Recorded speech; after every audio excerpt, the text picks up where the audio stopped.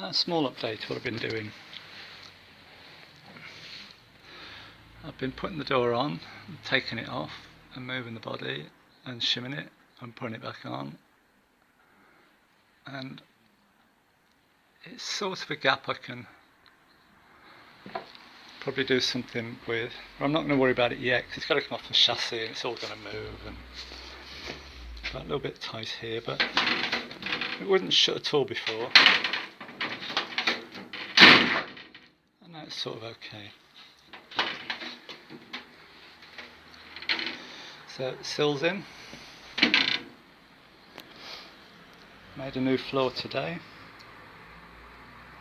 Still needs tidying up a bit more welding. I left a little bit of old floor here with that fixing point, which is nice to have something definite to work to.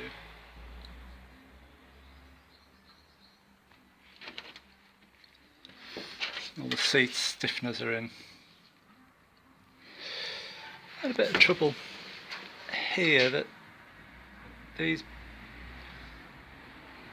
nuts, these bolts rather, this one and this one were fouling on each other when you shut the door, top and bottom.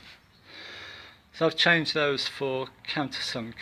I'll just sink those a little bit, and that gets me out of that problem. There we are.